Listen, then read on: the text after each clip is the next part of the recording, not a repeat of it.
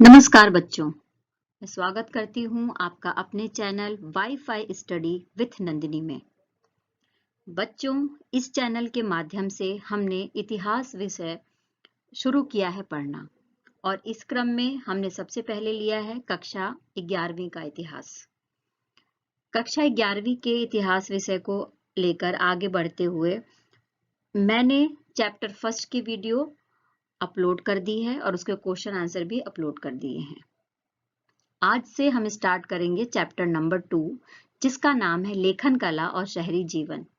सबसे पहले बच्चों, आप सबको बहुत बहुत धन्यवाद इतना सारा प्यार देने के लिए।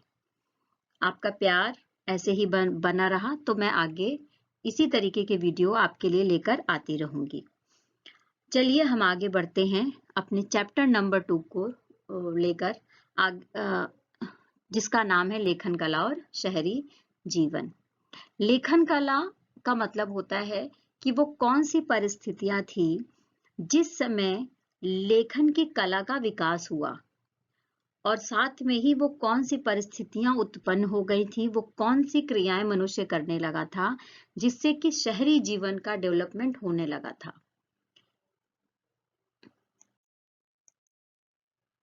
इस चैप्टर में हम मेसोपोटामिया की संस्कृति के बारे में पढ़ेंगे, उसका भौगोलिक स्ट्रक्चर देखेंगे, उसकी जलवायु के बारे में देखेंगे, उसके कौन कौन सी नदियां वहां से होकर गुजरती हैं, वहां की कृषि व्यवस्था, वहां का खाद्यान्न कैसा था, वहां का व्यापार कैसा था, उसका नगरीकरण किस तरीके से हुआ।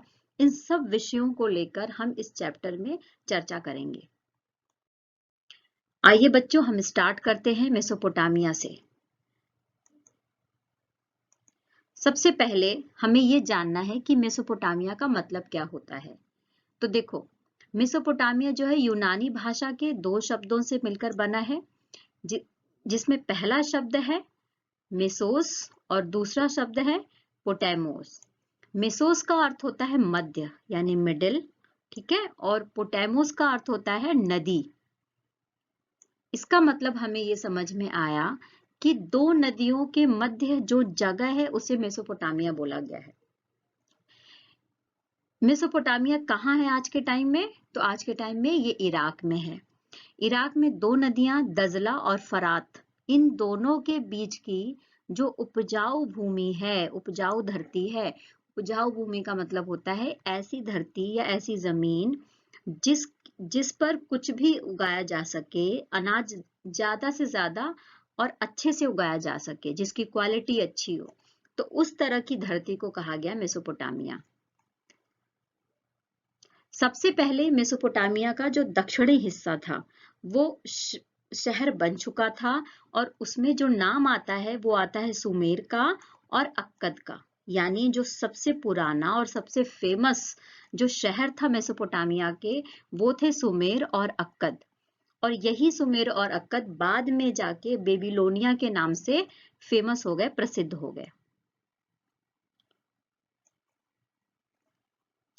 जब मेसोपोटामिया के उत्तरी भाग में असीरियाइयों ने कब्जा कर लिया तो इसको बाद में क्या कहा जाने लगा बच्चों? असीरिया कहा जाने लगा, ठीक है। यानी पहला दक्षिणी हिस्से में सुमेर और अक्कद फेमस था, लेकिन धीरे धीरे इसी को बेबीलोनिया नाम दे दिया गया। और इसके बाद जो मेसोपोटामिया का जो उत्तरी हिस्सा था वो था असीरियाइयों का, जब कब्जा हो गया, और इस वजह से उसे असीरिया कहा जाने लगा। अब देखो इस मैप में 2 नदियां आपको दिख रही हैं, फरात नदी और दजला नदी। और इन दोनों के बीच का जो हिस्सा है, यानी जो इन दोनों के बीच की जो मध्य भूमि है, उसका नाम क्या है? उसका नाम है मेसोपोटामिया। बेबीलोनिया देखो ये दिख रहा है आपको। सबसे पहले जो उत्खनन का काम स्टार्ट हुआ था, यानी पुरातत्वविदों ने जो जिस जगह पर मेसोपोटामिया की खुदाई करी थी और जहां से यहाँ के इतिहास को जानने के स्रोत मिले थे, वो जो जगहें थी वो था मारी और उरुक, जो 1840 के दशक पे स्टार्ट किया गया था। आप ये देखिए भूमध्य सागर का हिस्सा है, भूमध्य सागर दिख रहा है आपको, और भूमध्य सागर के पूरब में मेसोपोटामिया है, पूरब में। अब किसी भी मैप को समझने के लिए आपको दिशाओं का ज्ञान अच्छे से होना चाहिए। देखो ये हमारा नॉर्थ हुआ, ये हमारा साउथ हो गया, ये हमारा ईस्ट हो गया और ये हमारा वेस्ट हो गया। यानी पूर्वी हिस्सा, पश्चिमी हिस्सा, उत्तरी हिस्सा और दक्षिणी हिस्सा। ठीक है, तो जब हम मैप में किसी भी एरिया को देखते हैं या किसी भी एरिया से दूसरे की तुलना करते हैं तो उस भाग को केंद्र बिंदु मानकर हम इस दिशा के अनुसार उस मैप को देखने की कोशिश करते हैं। जैसे मैंने कहा कि भूमध्य सागर के पूरब में है, तो देखो भूमध्य सागर के पूरब में दिख रहा है मेसोपोटामिया आपको, उत्तर में आपको तुर्की दिख रहा है, और जैसे आप इसके दक्षिण में आ रहे हो तो आपको मिस्र दिख रहा है, नील नदी दिख रही है। ठीक है कि नहीं? तो इसका मतलब ये समझ में आया कि हमारा जो ये मेसोपोटामिया वाला हिस्सा था, इसके आसपास बहुत सारे सागर आपको दिख रहे हैं।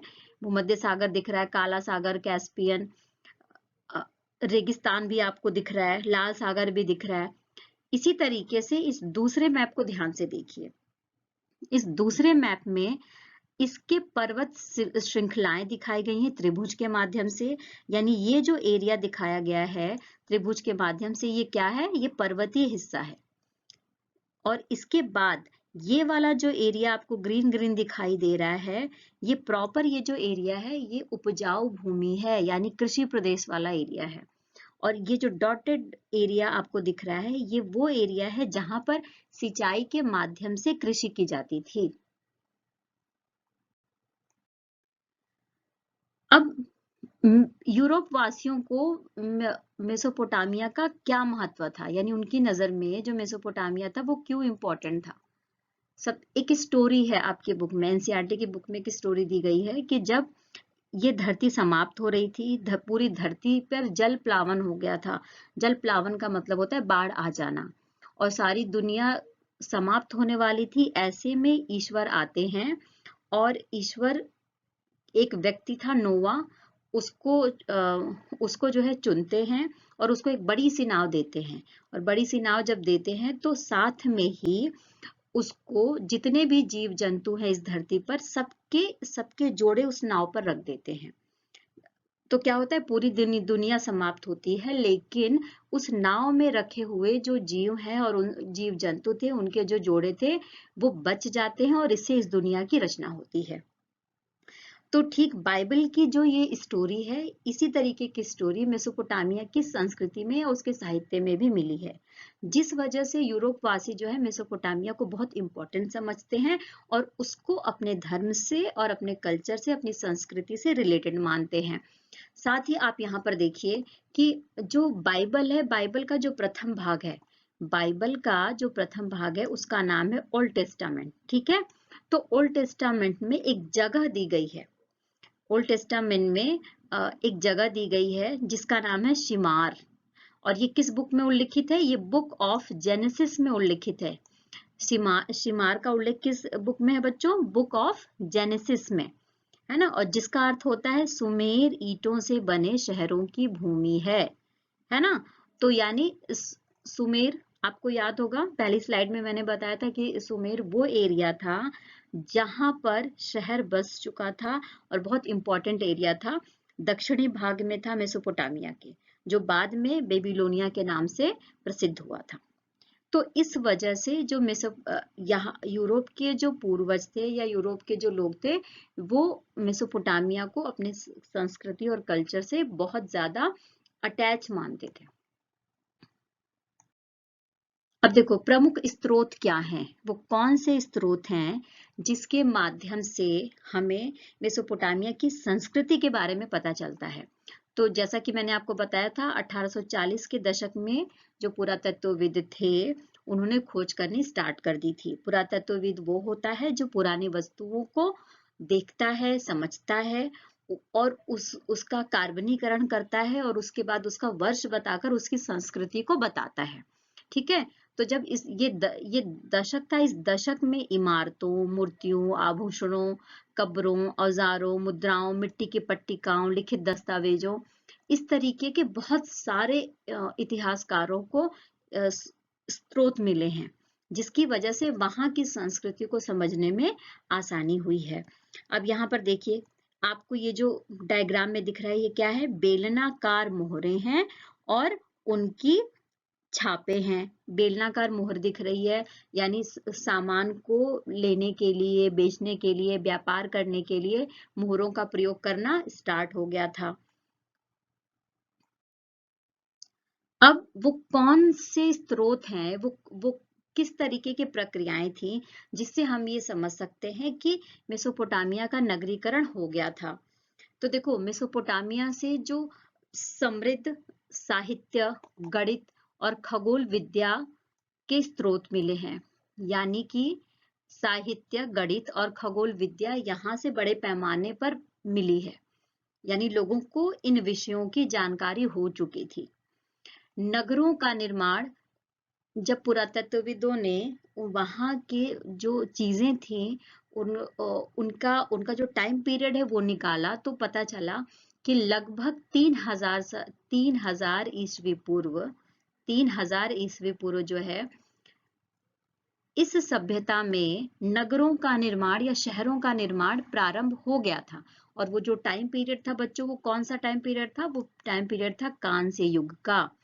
कांस्य युग मतलब कांसा और रागा से क्या बनता है मिलाकर, सॉरी, कांसा एक धातु है जो तांबा और रागा से मिलकर बनता है, यानी कि लोगों को ये जानकारी हो गई थी कि कांसा कैसे बनाया जाए, यानी इन धातुओं का भी इनको नॉलेज हो चुका था। मेसोपोटामिया के जो प्रसिद्ध नगर हैं वो कौन थे? उरुक, ऊर और मारी, ये 3 थे।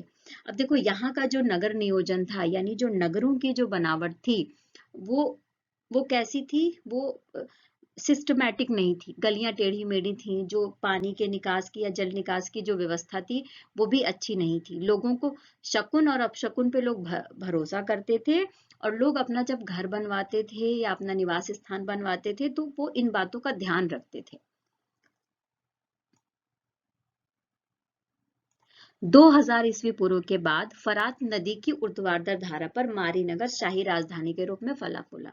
देखो, आपने देखा कि फरात नदी और दजला नदी, फरात नदी और दजला नदी उत्तर से होते हुए दक्षिण की तरफ आती है। तो इन फरात नदी के बिल्कुल किनारे पर, हमने मैप में देखा था फरात नदी की स्थिति, फरात नदी के किनारे पर मारी नगर बसा। ठीक है, मारी नगर बसा और ये राजधानी के रूप में बसा। राजधानी के रूप में एक जो क्वालिटी होती है राजधानी की, वो सारी व्यापारिक गतिविधियां, जो परिवहन के जो साधन थे, वो लोगों का आवागमन, लोगों की जनसंख्या, मतलब उस हिसाब से जो मारी नगर है वो काफी ज्यादा विकसित हो चुका था। और यहाँ से ही पुरातत्वविदों को एक राजमहल का अवशेष मिला है, जिसको कहा जाता है जिरमीलियम का राजमहल। क्या कहा गया? जिरमीलियम का राजमहल।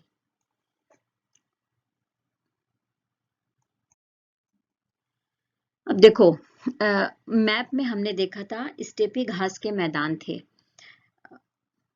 स्टेपी घास के मैदान थे। स्टेपी घास के मैदान होने की वजह से यहाँ पर पशुपालन और खेती की जो क्रियाएं थी वो अच्छी खासी थी, मतलब होने लगी थी।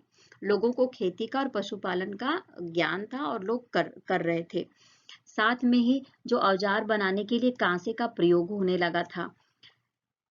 किसी भी जगह को हम शहर तब कहेंगे जब वहां पर व्यापार होने लगे और जब वहां पर श्रम विभाजन, यानी लोगों के बीच में कामों का बंटवारा हो जाए। तो श्रम विभाजन भी हमें दिखाई देता है, और साथ में ही जो व्यापार की प्रक्रिया है वो भी दिखती है। तो इससे हम ये अंदाजा लगा सकते हैं कि वहां पर शहर विकसित होने लगे थे। जब पुरातत्वविदों ने खोज करी तो ये पाया कि वहां पर खाद्य संसाधनों की तो प्रचुरता थी, यानी खाद्य संसाधन अच्छी मात्रा में थे, क्योंकि खेती हो रही थी तो अच्छी मात्रा में खाद्य संसाधन उपलब्ध थे। लेकिन जो खनिज संसाधन है उसका मेसोपोटामिया में अभाव मिला है, यानी खनिज संसाधन क्या है? नहीं है। और इन संसाधनों के लिए व्यापार होता था, और व्यापार के माध्यम से तुर्की, ईरान और खाड़ी पार के देशों से इन्हें मंगाया जाता था, खनिज संसाधनों को। यहाँ पर जो व्यापार का या परिवहन का जो सबसे अच्छा साधन था मेसोपोटामिया में, वो क्या था? जलमार्ग। और जलमार्ग किसके माध्यम से? जो दजला और फरात नदियां थी उनके माध्यम से ही, जलमार्ग के माध्यम से परिवहन होता था। और साथ में ही ये जो जल मार्ग था मेसोपोटामिया का वो विश्व प्रसिद्ध था। हमें हमें मतलब पुरातत्वविदों को उरुक नगर में सफेद संगमरमर को तराश कर एक सुंदर स्त्री का सिर मिला है, जिसकी आंखों में लाजवर्द और जिसकी भौहें लाजवर्द से बनाई गई हैं। ठीक है, और 3000 ईस्वी पूर्व इसे बनाया गया है। मतलब एक ऐसा सिर मिला है जिसमें लाजवर्द जड़ा गया है, जिसकी आंखों पर और भौहों पर, और जिसके जो सिर का जो सिर का स्ट्रक्चर बनाया गया है वो इस तरीके से बनाया गया है, आप डायग्राम में देख भी सकते हैं। इस तरीके से बनाया गया है कि यहाँ पर कोई ना कोई आभूषण ये जो स्त्री है ये पहन रही होगी या पहनती होगी। तो इससे हमें ये समझ में आता है कि इनको धातुओं का ज्ञान था और ये व्यापार के माध्यम से धातु दूसरे देशों से लेकर आते थे। इस मैप में स्टेपी प्रदेश को दिखाया गया है। स्टेपी घास के मैदानों को दिखाया गया है जिसके माध्यम से पशुपालन की क्रिया होती थी। अब मेसोपोटामिया की जो कृषि और जलवायु कैसी थी। मेसोपोटामिया एक देखा जाए तो उसका जो दक्षिणी हिस्सा है वो क्या है, एक तरीके से रेगिस्तान है। लेकिन दजला और फरात नदियों की वजह से, चूंकि ये नदियां उत्तरी पहाड़ियों से निकलती हैं, इन नदियां कहाँ से निकल रही हैं, उत्तरी पहाड़ियों से निकल रही हैं। तो उत्तरी पहाड़ियों से निकलते हुए ये नदियां अपने साथ बहुत अधिक मात्रा में खनिज तत्व, पोषक तत्व लेकर आती हैं, और जब ये अपना मलबा दक्षिणी हिस्से में लाकर जमा देती हैं तो क्या होता है, इससे इससे क्या होगा, इससे ये होगा कि जब ये मलबा जम गया तो वो जमीन उपजाऊ हो गई, और जब वो जमीन उपजाऊ हो गई, मिट्टी उपजाऊ हो गई, तो उस पे खेती की क्रिया कैसी होगी, अच्छी होगी। हमने पहले वाले जो मैप था उसमें आपको दिखाया था कि जो दक्षिणी हिस्सा था उसमें खेती की जो क्रिया थी वो अच्छे से हो रही थी। और जब कभी इन नदियों में बाढ़ आ जाती थी तो इन नदियों का जो पानी था, इनसे कई सारी लहरें या कई सारी धाराएं निकलकर जो नगर थे उसके भीतर चले जाते थे। तो उस नगर में जाने की वजह से इस बाढ़ के पानी से सिंचाई का काम हो जाता था और उससे वहां की खेती अच्छी हो जा रही थी। यहाँ पर गेहूं, जौ, मटर और मसूर की खेती बड़े पैमाने पर हो रही थी। दक्षिणी मेसोपोटामिया के हिस्से के बारे में बात की जा रही है। और यहाँ पर जो पशुपालन था, यानी जो प्रमुख रूप से जिन पशुओं को पाला जाता था वो है भेड़ और बकरियां। भेड़ और बकरियों को अच्छे से पाला जा रहा था, यानी प्रमुख जानवर थे ये। अब मेसोपोटामिया की भाषा क्या थी, देखो जैसे जैसे जो प्रदेश था, जो क्षेत्र था जो डेवलप हो रहा था, ठीक है, सबसे पहला जो डेवलप शहर था वो कौन था, सुमेर था। तो वहां पर सबसे पहले जो लैंग्वेज विकसित हुई वो कौन सी थी, सुमेरियन लैंग्वेज थी, और इसका टाइम पीरियड आप देख सकते हैं 2600 ईस्वी पूर्व। इसके बाद वहां पर जो अक्कद प्रदेश था या अक्कद जो शहर था वो इम्पोर्टेंट हो गया। वहां पर फिर कौन सी लैंग्वेज विकसित हुई थी, अक्कदी, ठीक है। और बाद में अरामाइक भाषा वहां पर बोली गई थी, यानी अरामाइक जो भाषा है वो बाद में आई थी। इसका जो टाइम पीरियड दिखाया गया है वो बताया गया है वो है 1400 ईस्वी पूर्व का, ठीक है। और अरामाइक भाषा की विशेषता ये कि जो हिब्रू लैंग्वेज है इससे काफी मिलती जुलती है, और आज भी इराक के कुछ भागों में ये लैंग्वेज क्या है, बोली जा रही है। अब हमारा नेक्स्ट टॉपिक है लेखन कला। लेखन कला का मतलब क्या होता है, लेखन कला का मतलब ये है कि जब शहर बन रहे हैं, व्यापार हो रहा है, तो व्यापार हो रहा है तो उसका लेखा जोखा रखा जाएगा, लेन देन की प्रक्रिया होगी। तो अगर लेन देन की प्रक्रिया होगी तो लेखन कला का विकास अपने आप हो जाएगा। तो लेखन कला के लिए क्या इस्तेमाल होता था, लेखन कला के लिए वहां पर पट्टिकाएं बनाई जाती थी। क्या बनाई जाती थी, पट्टिकाएं बनाई जाती थी। और जो पहली पट्टिका थी वो 3200 ईस्वी पूर्व में बनाई गई थी। कब बनाई गई थी, 3200 ईस्वी पूर्व में बनाई गई थी। अब देखो ये पट्टिका बनती कैसे थी। सबसे पहले तो पट्टिका उस हिसाब से बनती थी कि लिखना कितना है ना, लेन देन कैसा है, हिसाब किताब कितना लंबा है, कोई आदेश है क्या है, उस हिसाब से बनती थी, या कोई गणित का नियम है या कोई साहित्य है, क्या चीज है। अब पट्टिका बनाने के लिए सबसे पहले कच्ची मिट्टी की थाप दी जाती थी। ठीक है, यानी उसको चौकोर एक तरीके से बनाया जाता था। इसके बाद उन पट्टिकाओं पर सरकंडे की तीखी नोक से लिखा जाता था जब वो कच्ची रहती थी, क्योंकि वो मिट्टी की थी, लिखने पर वो क्या होती थी, कच्ची मिट्टी पर आप लिख सकते हैं, तो वो लिखी जाती थी। इसके बाद उसको धूप में रखकर सुखा दिया जाता था। तो जब धूप में रखे उसे सुखा दिया जाता था तो वो बिल्कुल कठोर या टाइट हो जाती थी, है ना। तो उससे क्या हो जाता था, उसको लंबे समय तक रखा जा सकता था। और जैसे ही कोई लेन देन समाप्त हो जाता था, या कोई पुरानी हो जाए, या किसी पट्टिका का काम नहीं है, तो उसको समाप्त कर दिया जाता था। इस तरीके से वहां पर कई सारी पट्टिकाएं मिली हुई हैं, ठीक है। यानी मेसोपोटामिया की संस्कृति में कई सारी पट्टिकाएं पुरातत्वविदों को मिली, जिससे ये अंदाजा लगाया गया कि वहां पर लिखने की कला का विकास हो चुका था। अब लेखन जो प्रणाली है उसकी क्या विशेषताएं हैं, देखो। जो लेखन प्रणाली थी उसमें किस तरीके का चिन्ह प्रयोग किया जाता था, तो किलाक्षर लिपि या किलाकार चिन्ह का प्रयोग किया जाता था। मतलब ये है कि कई सारी ध्वनियां थी, उन ध्वनियों उन स्वर और व्यंजन का उनको ज्ञान नहीं था, उनको ध्वनियां पता थी, ठीक है। मतलब और उन ध्वनियों को वो चिन्हों के माध्यम से प्रदर्शित करते थे। जैसे कहीं अनाज का चिन्ह बना दिया, कहीं मछली का बना दिया, कहीं बैल का बना दिया। इस तरीके से वो चिन्हों के माध्यम से अपने जो भी उनको लिखना रहता था उसको वो लिखते थे, यानी प्रदर्शित चिन्हों के माध्यम से करते थे।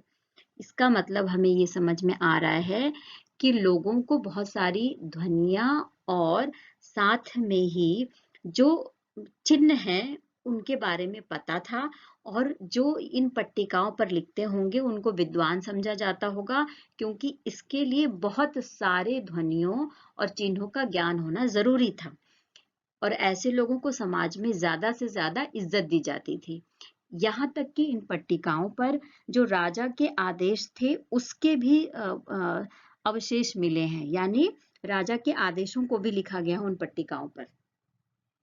अब देखो यहाँ पर क्या है, जो किलाकार लिपि है उसको हम क्यूनिफॉर्म भी बोलते हैं।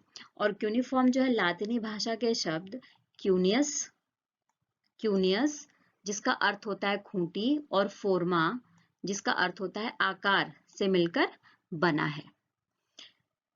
डायग्राम देखो बच्चों, डायग्राम, ये वाला जो डायग्राम है वो एनसीईआरटी की बुक से आपके लिया गया है। इसमें एक मिट्टी की पट्टिका है, 2 पट्टिकाएं दिखाई गई हैं। इसको देखने से ये लगता है कि इस पर गणित का कुछ सवाल या गणित का कुछ टॉपिक इस पर लिखा गया होगा, क्योंकि ये ऊपरी पट्टिका का जो बिल्कुल कॉर्नर वाला हिस्सा है, आप देखिए कि त्रिभुज इसमें बना हुआ है। क्या बना हुआ है? त्रिभुज बना हुआ है। और यहाँ पर किलाक्षर अक्षर में बहुत सारे जो चिन्ह हैं, जो किलाक्षर लिपि में बहुत सारे चिन्हों के माध्यम से इसको बताने की कोशिश की गई है। यानी लोगों का नॉलेज आप देख सकते हैं, यहाँ पर लोगों के तरीके देख सकते हैं, और गणित, साहित्य, इन सब विषयों का लोगों को ज्ञान था, ये बात भी समझ में आ रही है।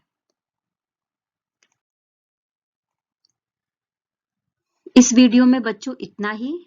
इस चैप्टर का जो बचा हुआ पार्ट है वो नेक्स्ट वीडियो में मैं आपके लिए लेकर आऊंगी। आई होप कि आपको मेरे द्वारा प्रस्तुत किया कंटेंट बहुत अच्छे से समझ में आया होगा। आपके प्यार के लिए, आपके भरोसे के लिए फिर से बहुत बहुत धन्यवाद। मुझे उम्मीद है कि आपको ये वीडियो भी अच्छी लगेगी, तो प्लीज इस चैनल को लाइक, सब्सक्राइब करिए और ज्यादा से ज्यादा शेयर करिए, ताकि उन बच्चों तक पहुंच पाए जिन बच्चों को वाकई में इस कंटेंट की जरूरत है।